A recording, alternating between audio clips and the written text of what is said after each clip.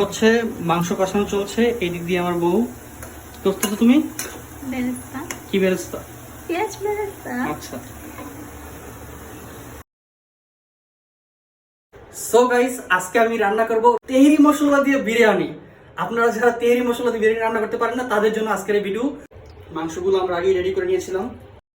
দিয়ে দিচ্ছি পরিমাণ মতো পেঁয়াজ কুচি, আমরা কিচমিচ।